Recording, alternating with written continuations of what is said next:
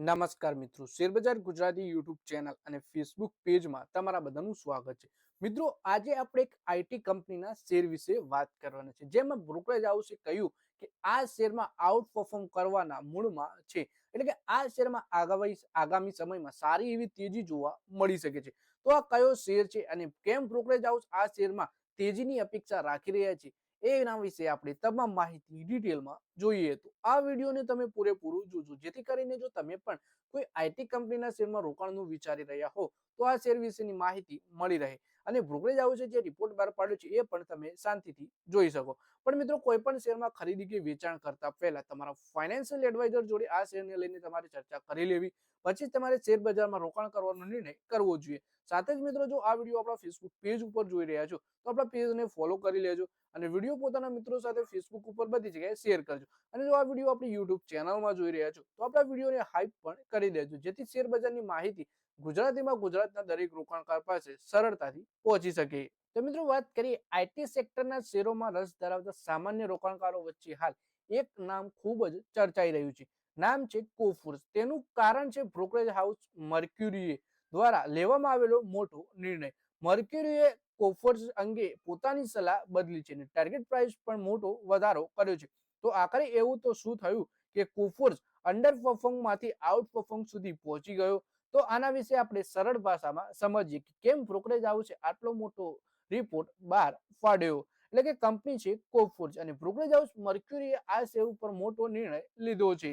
એના વિશે આપણે આ વિડીયોમાં વાત કરીશું. કોફોર્જ વિશે મર્ક્યુરીએ જણાવ્યું કે તેને માર્કેટની ભાષામાં ડબલ અપગ્રેડ કહેવાય છે. મર્ક્યુરીએ કોફોર્જને રેટિંગ અંડર પરફોર્મ માંથી આઉટ પરફોર્મ કરી છે અને ટાર્ગેટ પ્રાઇસ 1260 થી વધારી 2230 રૂપિયા કરી દીધી છે.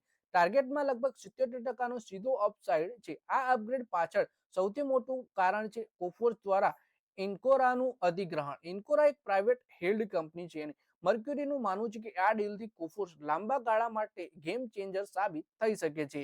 મર્ક્યુરી અનુસાર ઇલોન ઇન્કોરાના જોડાવાથી કોફોર્જનો સર્વિસ પોર્ટફોલિયો વધુ મજબૂત થશે અને એટલે કંપની હવે પોતાના ક્લાયન્ટ્સને વધુ વેલ્યુ એડેડ અને end to end IT solution આપી શકશે. તેનો સીધો જ અસર ક્લાયન્ટ સ્ટિકનેસ અને નવા ઓર્ડર જીતવાની ક્ષમતા ઉપર પડશે. બ્રોકરેજ હાઉસનું કહેવું છે કે આ ડીલ પછી રેવન્યુ ગ્રોથ ઝડપથી મળી શકે છે. ખાસ વાત એ છે કે મર્ક્યુરીએ કોફોર્જ પાસેથી 15 થી 18% લાંબા ગાળાની સસ્ટેનેબલ રેવન્યુ ગ્રોથની અપેક્ષા રાખે છે અને જે અગાઉના અંદાજ કરતા વધુ મજબૂત. પછી વાત કરીએ કે પોસ્ટ મર્જર ક્રોસ સેલિંગ એટલે કે કોફોર્જે એન્કોરાના બંને ક્લાયન્ટ્સને એકબીજાની સર્વિસ ઓફર કરી શકાય છે. આથી વધુ ખર્ચ કર્યા વિના રેવન્યુ વધારવાનો મોકો મળશે. મર્ક્યુરીએ તેને આ ડીલનો મોટો કેટલિસ્ટ માને છે. માત્ર રેવન્યુ જ નહીં પણ કોસ્ટ સેવિંગ પણ આ ડીલનો મોટો ફાયદો બની શકે છે. મર્જર પછી ઓપરેશનલ ખર્ચમાં વધુ સંકલન, સ્કેલનો લાભ અને કાર્યક્ષમતા વધુ વધશે. આથી ગ્રેજ્યુઅલી માર્જિન પર પણ પોઝિટિવ અસર જોવા મળી શકે છે. પછી સૌથી પહેલો પ્રશ્ન એ છે કે કોફોર્જ અંગે અચાનક મોટી ખબર કેમ આવી? આઈટી કંપની કોફોર્જ અંગે ગ્લોબલ બ્રોકરેજ મર્ક્યુરીએ પોતાનો રેટિંગ અંડર પરફોર્મમાંથી આઉટ પરફોર્મ કરી છે.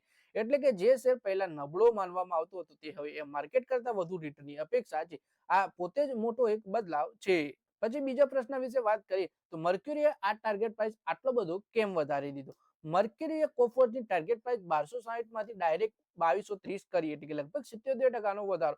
તેનો અર્થ એ છે કે બ્રોકરેજને લાગે છે કે કંપનીનો બિઝનેસ અગાઉ કરતા વધુ મજબૂત બનશે. પછી ત્રીજો પ્રશ્ન કે આ અપગ્રેડનું સૌથી મોટું કારણ કયું? આ બદલાવની મૂળમાં કોફોર્જનું એન્કોરાનું અધિગ્રહણ છે.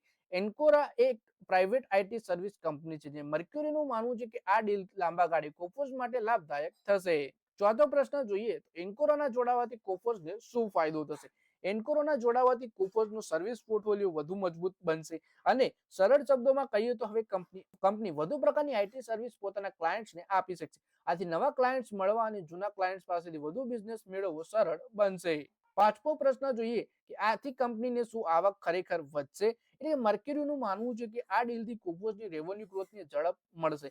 બ્રોકરેજની આશા છે કે કંપની 15 થી 18% સસ્ટેનેબલ લોંગ ટર્મ ગ્રોથ મેળવી શકે છે. એટલે માત્ર 1-2 ક્વાર્ટરની વાત નથી, પરંતુ લાંબા ગાળાની વાત છે. આ પોસ્ટ મર્જર ક્રોસ સેલિંગ શું છે અને કેમ જરૂરી છે? તો ક્રોસ સેલિંગનો અર્થ એ છે કોફોર્જ અને એન્કોરા બંને ક્લાયન્ટ્સને એકબીજાની સર્વિસ ઓફર કરવી અથવા આથી વધુ ખર્ચ વિના રેવન્યુ વધારી શકાય છે. મર્ક્યુરીએ તેને આ ડીલનો સૌથી મોટો કેટલિસ્ટ માને છે.